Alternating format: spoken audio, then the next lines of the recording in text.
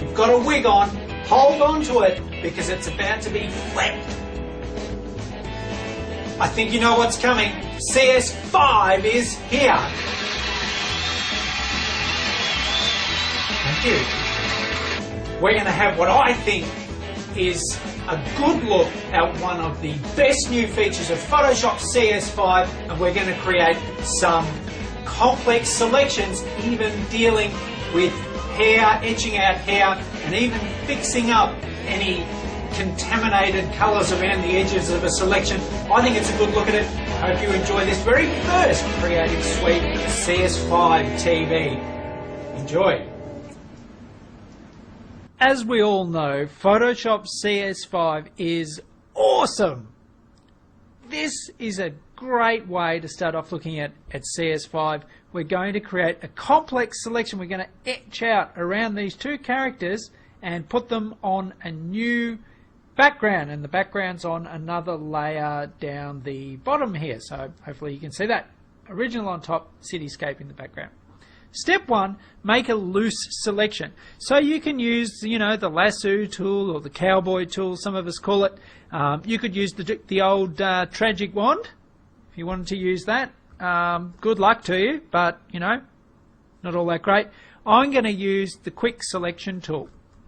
Quick selection tool, great way to get started, and I'm just going to go ahead and paint over our two models here. So just a real quick little paint.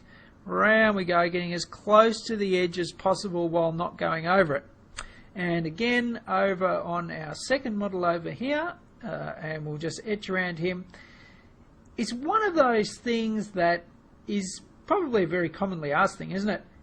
How can you etch this person out? How can you make sure that you get a good result around the edges, particularly where there's hair involved? Okay, so what do? Step, make the selection. When you have a selection active, then you'll notice you've got your selection tool there. You'll notice right at the top there is a new button there called Refine Edge in CS5. This is the one-stop shop for everything of cutting out. Okay, so we're going to have a good look at this. First of all, the view modes. We have different view modes at the top. You can view it as marching ants, well, that's a standard way, as a red overlay, on a black background, on a white background, just as a black and white mask, on layers where we reveal the underneath layer or reveal the current layer.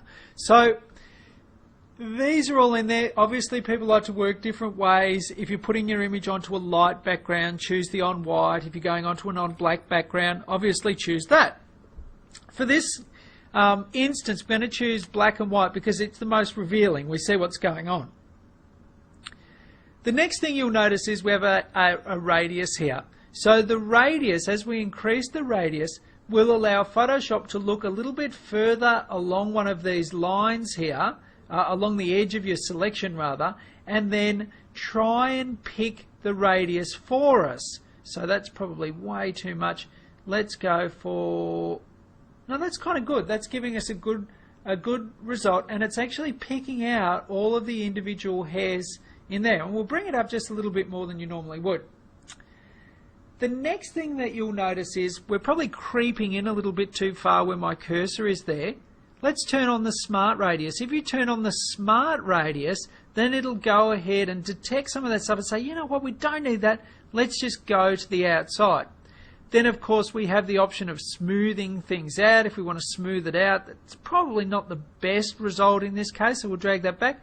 We can feather it, we can contrast it, we can shift the edge in a little bit so it bites into the image a little bit, so that will, if we're showing a bit too much background, we can do that.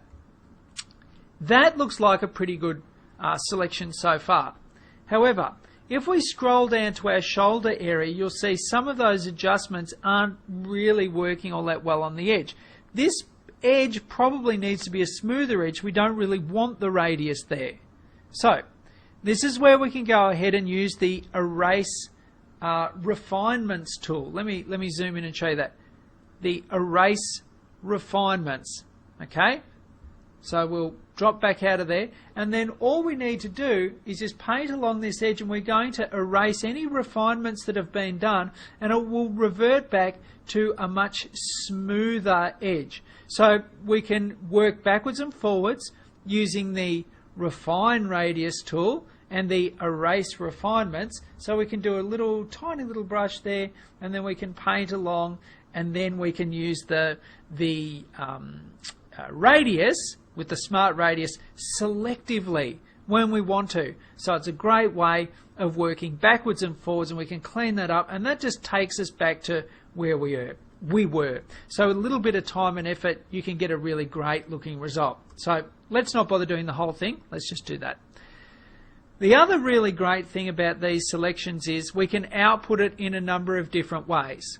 We can output it to a layer mask, a new layer with a layer mask, even a new document, and a new document with a layer mask. So that's everyone covered there. There couldn't possibly be another scenario that you'd want other than them. We're just going to say new layer with a layer mask. There's even a remember settings button there. Press OK, and there we have it. Our layers panel, we've got the original underneath, we've got the original copy with the layer mask all masking out. If we need to do any more work on it, we can, revealing the layer underneath. That's pretty cool. There is one last thing though. If we zip over here where we've got a green screened samurai warrior, we can load up a selection. So I've already just made a loose selection around our character here because I just wanted to save a bit of time. We're going to go to refine edge, okay, and we're going to increase the radius there, and we're going to view this against, let's say, a black background. Let's zoom in a bit here in the background. We're against a black background. Now you can see that there is a little bit of green around this edge. You can see it right there, and the great thing is we have a decontaminate colors option as well. It's one that we haven't looked at. Let's turn it on. Now you'll notice instantly that green diminishes, and we can increase the amount that gets decontaminated, and we're desaturating that green color away. And if we turn it off, very green, turn it back off again, turn it back on again rather, and the green is gone. It's a great option if you're working with a model that's against a different background. It doesn't need to be green, it can be any color, and you can decontaminate those edges to get a really much smoother looking edge. It's a great result. It's the new complex selections and refine edge panel in Photoshop CS5. Welcome to CS5 everyone, welcome aboard. We've got a great release, and I'm looking forward to doing a whole bunch of new tutorials for you.